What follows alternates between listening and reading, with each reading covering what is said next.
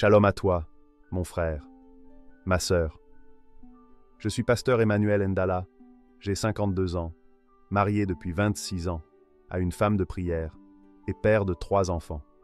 J'ai grandi dans un petit village d'Afrique centrale, là où la foi était parfois plus fragile que la lumière d'une bougie face au vent. J'ai connu la pauvreté, la peur et même des saisons de doute où je ne comprenais plus pourquoi Dieu restait silencieux. Mais c'est justement dans ces silences que j'ai découvert sa voix. Aujourd'hui, si tu écoutes ces mots, je veux que tu t'installes calmement, que tu respires un instant. Car ce que tu vas entendre n'est pas une simple histoire, c'est un rendez-vous divin. Une rencontre entre la flamme de la haine et le feu du Saint-Esprit. Alors reste jusqu'à la fin, car dans cette vidéo, tu comprendras comment Dieu renverse l'impossible, même lorsque tout semble perdu. Avant de commencer, écris en commentaire cette déclaration de foi. Seigneur, le feu de l'épreuve ne me détruira pas, il me purifiera. Abonne-toi pour recevoir d'autres témoignages puissants et partage cette vidéo avec quelqu'un qui traverse une tempête. Et dis-moi d'où tu regardes cette vidéo, car Dieu te parle aussi là où tu es. Ce que je vais te révéler maintenant n'est pas une simple histoire. C'est la trace brûlante d'un miracle que le monde ne pouvait expliquer. Voici les 5 signes qui montrent que lorsque les hommes allument le feu, Dieu répond toujours par sa gloire. Premier signe. Le feu humain ne peut pas consumer ce que Dieu a oint. Le vent hurlait à travers les rues, soulevant la poussière et la peur. Une odeur d'essence saturait l'air, et les cris de la foule montaient comme une tempête de haine. Ils croyaient assister à la fin d'un homme, mais le ciel s'apprêtait à écrire un chapitre qu'aucune main humaine ne pouvait effacer. Lorsque la torche toucha son corps, les flammes jaillirent, rugissantes, avides. Puis soudain, le feu s'arrêta, comme suspendu dans le temps. Il brûlait sans consumer. Il rugissait sans détruire. Et sous les yeux stupéfaits des bourreaux, le pasteur resta debout, calme, le visage levé vers le ciel. Ce n'était pas un miracle de chair, mais une démonstration de la souveraineté de Dieu. Le feu n'eut aucun pouvoir sur leur corps, leurs cheveux ne furent pas brûlés, leurs vêtements ne furent pas endommagés, et l'odeur du feu ne les atteignit pas. Daniel 3, 27. Ce feu, destiné à réduire en cendres, devint témoin du surnaturel. Les hommes avaient voulu prouver que Dieu n'existe pas, mais les flammes elles-mêmes témoignèrent de sa présence. Ce n'était pas la résistance d'un mortel, mais la main invisible du Créateur, le même Dieu qui, autrefois, avait marché dans la fournaise avec Shadrach, Meshach et Abed-Nego, venait encore d'intervenir. Dans ce feu, il n'y avait pas un seul homme, il y en avait 2, le pasteur et celui qui l'avait oint. Ce que les bourreaux ignoraient, c'est qu'un homme oint devient intouchable tant que sa mission n'est pas achevée. David en avait conscience quand il dit à ses soldats « Je ne porterai pas la main sur l'oint de l'Éternel ». 1 Samuel 24. 7. Car toucher un oint, c'est défier Dieu lui-même. Le feu humain est bien plus qu'une flamme physique. Il est le symbole des épreuves qui cherchent à détruire ce que Dieu a placé en toi. Ce sont les critiques, les calomnies, les humiliations, les injustices, des flammes invisibles que l'adversaire allume pour éprouver ta foi. Mais quand la présence divine repose sur ta vie, le feu ne détruit plus. Il purifie, éclaire, révèle. Moïse l'a vu au buisson ardent. L'ange de l'Éternel lui apparut dans une flamme de feu. Et voici, le buisson était tout en feu, et le buisson ne se consumait point. Exode 3, 2. C'est le mystère des âmes habitées par Dieu. Elles peuvent brûler sans se consumer, car ce feu ne vient pas de la terre, mais du ciel. Lorsque tu passes par l'épreuve, ne maudis pas la flamme. Elle prouve seulement que tu portes quelque chose que le monde ne comprend pas. Si tu étais vide, le diable ne s'acharnerait pas contre toi. C'est parce que tu es oint que les flammes se lèvent. Et quand tu restes debout dans la fournaise, le ciel te regarde comme il regardait les 3 Hébreux à Babylone. Quand tu passeras par le feu, tu ne seras pas brûlé, et la flamme ne t'embrasera point. Ésaïe 43, 2. Le feu ne vient pas pour te détruire, mais pour révéler la nature de ton onction. Les ennemis du pasteur virent un homme immobile, mais Dieu voyait un prophète en train de naître. Là où les hommes virent un supplice, le ciel vit une consécration. Ce feu-là n'était pas celui du jugement, mais celui de la révélation. Il montrait au monde que ce qui vient d'en haut ne peut être détruit par ce qui vient d'en bas. Car quand Dieu t'a oint, aucune flamme humaine ne peut t'éteindre. Le feu devient ton témoin, et la flamme, ton couronnement. Deuxième signe, l'ennemi peut toucher ton corps, mais pas ta mission. Lorsque le pasteur fut libéré, il s'effondra à genoux sur la terre brûlée. Le sol encore chaud portait les traces du feu, et son corps, marqué par la douleur, semblait à la fois brisé et sanctifié. Ses vêtements déchirés laissaient entrevoir des plaies, mais dans ses yeux, il y avait une flamme nouvelle, une lumière qui n'appartenait plus à ce monde. Ce n'était plus seulement un homme qu'ils avaient essayé de détruire, c'était une mission qu'ils avaient réveillée. Le feu n'avait pas consumé sa foi, il l'avait purifiée.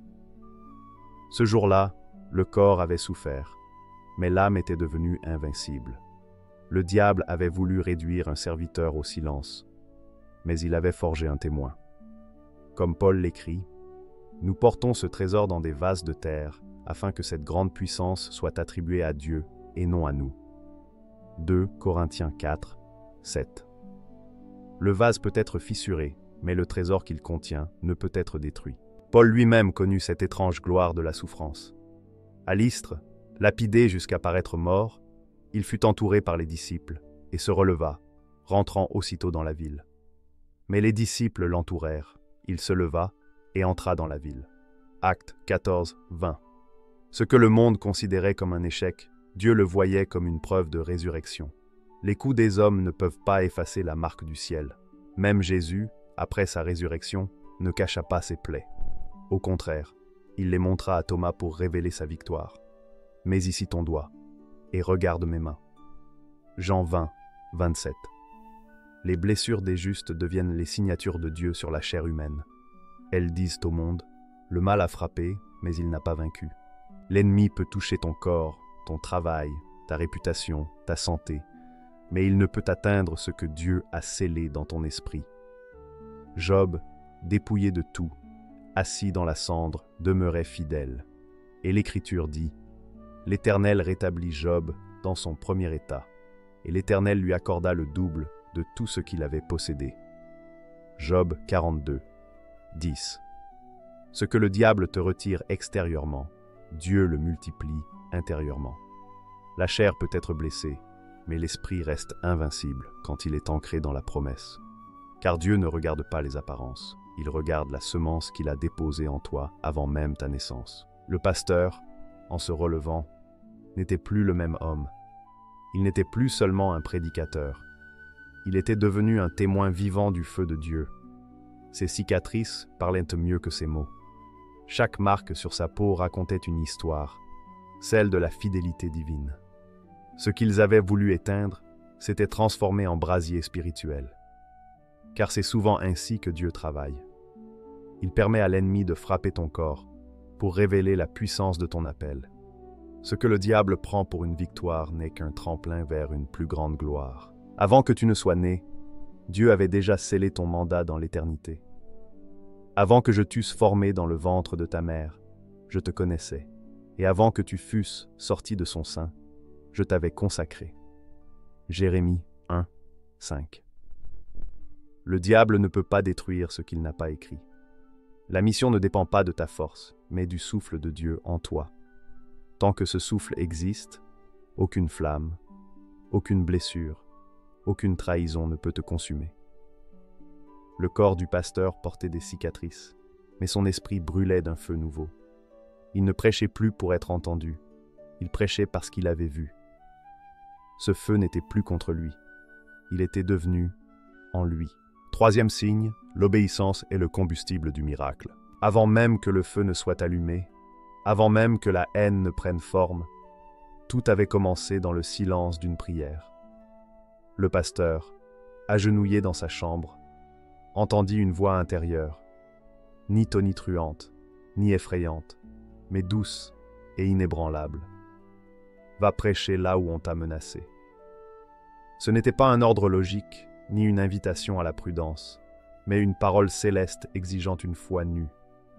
Il aurait pu raisonner, chercher une excuse, invoquer la sagesse humaine, mais il choisit d'obéir. C'est là le secret de tout miracle, l'obéissance, même quand elle semble irrationnelle. Car Dieu ne parle pas à notre confort, il parle à notre confiance. Mieux vaut obéir que d'offrir des sacrifices. 1 Samuel 15, 22. Chaque pas qu'il fit vers ce village ennemi était un acte de foi brûlante, un défi lancé à la peur. Le ciel tout entier observait un homme marcher vers ce qui devait être sa fin, mais qui deviendrait l'autel d'un miracle. C'est ainsi que Dieu agit. Il teste la foi par l'obéissance, avant de la couronner par la gloire. Moïse, devant la mer Rouge, en fut le parfait exemple. Le peuple criait, l'ennemi approchait, et Dieu lui dit simplement, « Lève ta verge, étends ta main sur la mer, et fends-la. » Exode 14, 16.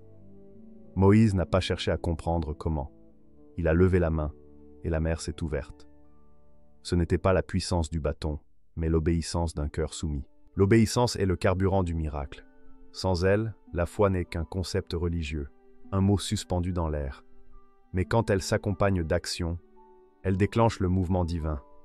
Abraham en est le témoin éternel. Dieu lui dit, « Va-t'en de ton pays, de ta patrie et de la maison de ton père. » Genèse 12, 1. Et sans savoir où il allait, il partit. Ce simple pas, invisible pour les hommes, devint un fondement éternel pour les nations. Abraham crut à Dieu, et cela lui fut imputé à justice. Romains 4, 3. L'obéissance transforme la promesse en réalité. C'est pourquoi tant de croyants restent au seuil du miracle. Ils veulent voir avant de bouger. Mais le royaume de Dieu fonctionne à l'envers du monde. Ici, tu bouges d'abord, et Dieu agit ensuite. La veuve de Sarepta, affamée et désespérée, entendit le prophète Élie lui dire « Fais-moi d'abord un petit gâteau, et tu verras. » 1 Roi 17, 13. Elle aurait pu refuser, mais elle obéit. Et le texte dit « La farine du pot ne manqua point, et l'huile de la cruche ne diminua point. » 1 Roi 17, 16. Ce qui semblait une perte devint une provision. Ce jour-là, le pasteur ne savait pas qu'en obéissant à une voix invisible, il marchait sur le fil d'un miracle tangible. Ses pas sur ce sol hostile résonnaient comme des battements de tambours célestes. Et quand les flammes l'entourèrent, ce n'est pas la peur qui l'a protégé, mais la fidélité de son obéissance. Jésus lui-même, dans le jardin de Gethsémané, a révélé que la puissance réside dans la soumission. Non pas ma volonté, mais la tienne. Luc 22, 42. Ce mot d'obéissance a ouvert la tombe, brisé la mort et libéré la vie. Aujourd'hui encore, Dieu cherche ceux qui obéiront sans comprendre. Il ne demande pas des héros, mais des cœurs prêts à dire oui. Car chaque ordre divin est une graine de miracle. Et chaque acte d'obéissance devient une étincelle qui embrase la gloire. Quand tu marches sur le chemin qu'il trace, Dieu marche dans ton feu, et ce que les hommes appellent cendre devient pour toi une couronne éternelle. 4e signe, la foi transforme la peur en témoignage. Le feu s'était éteint, mais dans l'air flottait encore cette odeur âcre de brûlé, celle du bois, pas celle d'un homme. La foule, figée, ne savait plus s'il fallait applaudir ou s'enfuir. Ce silence lourd, presque sacré, ne provenait pas de la peur, mais de la présence. Tous avaient vu l'impossible. Un homme dans les flammes, vivant, priant, debout. C'est alors qu'une voix, quelque part dans la foule, brisa l'air. Dieu est vivant. Ce cri, simple et brut, ouvrit la digue des émotions. Des visages durs se couvrirent de larmes. Des bras qui avaient lancé des pierres s'élevèrent maintenant vers le ciel. Car là où la peur avait dominé, la foi venait d'établir son trône. C'était le même frisson que celui ressenti par les gardes au tombeau du Christ lorsque la pierre roula d'elle-même. Leur cœur avait tremblé, non pas de terreur humaine, mais de la crainte du divin. La foi du pasteur n'était pas une cuirasse impénétrable. C'était une flamme fragile dans la tempête, mais une flamme que rien ne pouvait éteindre. Il avait ressenti la peur, oui, la peur d'un homme, pas d'un incrédule. Mais au moment crucial, la peur a changé de camp. Ce n'était plus lui qui tremblait, mais ceux qui voulèrent le voir mourir. Cette transformation, seul Dieu en est capable. David, lorsqu'il fuyait Saül dans les cavernes, chantait encore. Quand je marche dans la vallée de l'ombre de la mort, je ne crains aucun mal, car tu es avec moi. Psaume 23, 4. La foi ne supprime pas l'ombre, elle lui enlève le pouvoir d'effrayer. Chaque croyant finit un jour dans cette vallée, celle où tout semble perdu, où le silence de Dieu résonne plus fort que les cris du monde. C'est là que la foi se forge. La peur devient alors une école, non pour t'humilier, mais pour t'apprendre la dépendance. Pierre l'a vécu sur la mer agitée. Tant qu'il regardait Jésus, il marchait sur l'eau. Dès qu'il regarda la tempête, il s'enfonça. Et pourtant, même dans sa chute, il cria « Seigneur, sauve-moi » Et aussitôt, Jésus étendit la main, le saisit et lui dit « Homme de peu de foi, pourquoi as-tu douté » Matthieu 14, 31.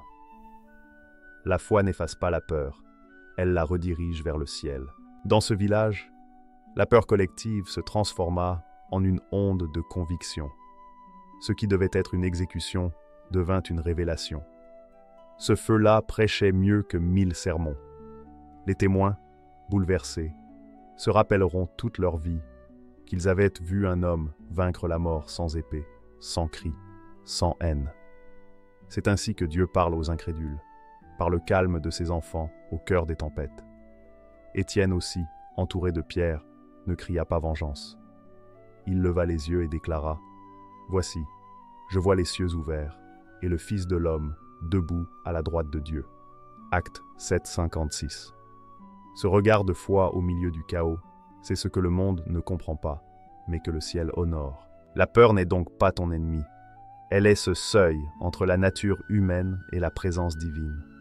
Si tu apprends à ne pas la fuir, tu découvriras qu'elle t'amène à genoux devant celui qui seul peut te relever. Chaque fois que tu refuses de céder, tu élèves un autel de foi que même les anges contemplent avec admiration. Ce pasteur n'a pas effacé la peur, il l'a sanctifiée. Il l'a laissé devenir le tremplin de sa foi.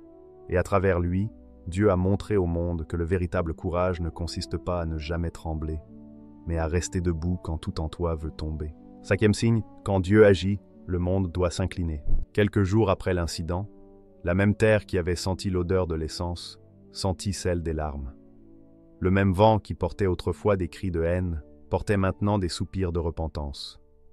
Les hommes qui avaient voulu prouver la mort de Dieu revinrent, le visage effacé par la honte, les yeux rougis, le cœur en ruine.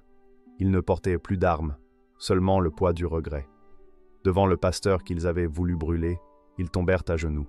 Aucun argument humain, aucun prêche, aucune stratégie religieuse n'aurait pu créer une telle scène. Ce n'était pas la rhétorique d'un homme, mais la main de Dieu, posée sur des cœurs de pierre. Ce jour-là, la peur s'inclina devant la foi, et la haine se soumit à la vérité. Le miracle avait franchi les limites du corps pour atteindre les âmes. C'est ainsi que Dieu agit, d'une manière si déroutante que même ses ennemis finissent par devenir ses témoins. Joseph l'a vécu. Trahi par ses frères, vendu comme un esclave, emprisonné pour un crime qu'il n'avait pas commis, il aurait pu crier vengeance. Mais lorsqu'il se retrouva face à ses bourreaux, élevé au rang de gouverneur, il leur dit « Vous aviez médité de me faire du mal. Dieu l'a changé en bien. » Genèse 50, 20. Ce que les hommes conçoivent comme une fin devient, dans les mains de Dieu, le commencement d'un plan parfait. Le mal qu'on te fait est souvent la matière première d'un miracle. La trahison devient une ascension. La douleur devient une plateforme. La blessure devient une porte ouverte sur la gloire. Les Écritures regorgent de ces renversements divins. Pharaon pensait écraser Israël sous les briques, mais Moïse fit trembler son trône par la puissance de Dieu. Aman érigea une potence pour Mardoché, et ce fut lui-même qu'on y suspendit. Daniel fut jeté au lion, mais ce sont ses accusateurs qui finirent dévorés. Même la croix, instrument de torture, devint le symbole de la victoire éternelle. Car l'Éternel renverse les desseins des nations, il anéantit les projets des peuples. Psaume 33, 10. Quand Dieu se lève, le monde s'incline, les lois humaines se plient et la logique s'effondre. Dans ce village, le feu qu'ils avaient allumé n'a pas consumé un homme, il a illuminé des générations. Le lieu de la honte est devenu une maison de prière. les familles vinrent, les enfants chantèrent, et les murs eux-mêmes semblaient vibrer d'une présence nouvelle. Ce qui devait être un tombeau devint un sanctuaire. Car quand Dieu délivre un de ses enfants, il ne le fait jamais pour lui seul. Il le fait pour que le monde voie et croie. Ainsi votre lumière luira devant les hommes, afin qu'ils voient vos bonnes œuvres, et glorifient votre Père qui est dans les cieux. Matthieu 5, 16. Et le jour où ces hommes demandèrent le baptême, le ciel écrivit un nouveau chapitre dans l'histoire du salut. Le feu de la haine s'était éteint, mais un autre feu s'était levé, celui du réveil. Le même lieu qui devait être un témoignage de mort devint un autel de vie. Le miracle n'avait pas seulement sauvé un homme, il avait révélé la souveraineté de Dieu. Car quand le Très-Haut agit, les puissants se courbent, les sceptiques confessent, et même les ennemis deviennent messagers. Nul ne peut résister à sa volonté. Et souvent, ce que le monde appelle une tragédie, le ciel l'appelle la gloire de Dieu manifestée. Beaucoup croient que les miracles sont faits pour sauver les justes, mais souvent, Dieu fait un miracle pour convertir les méchants. Le feu de ce jour n'était pas un châtiment, c'était une prédication vivante. Et si Dieu permettait parfois que ton épreuve devienne publique, c'est pour que son nom soit connu là où personne ne voulait l'entendre. Ton combat n'est pas seulement pour toi, c'est pour que d'autres voient la gloire de Dieu à travers toi. Prions ensemble. Père éternel, toi qui es le Dieu qui répond par le feu, merci pour ce témoignage qui nous rappelle que nul ne peut éteindre ce que tu allumes. Donne-nous le courage de rester debout dans nos fournaises et la foi de croire que toute flamme contre nous deviendra lumière pour toi. Je déclare que toute arme forgée contre tes enfants sera sans effet et que chaque épreuve deviendra un témoignage de victoire. Au nom de Jésus-Christ, Amen.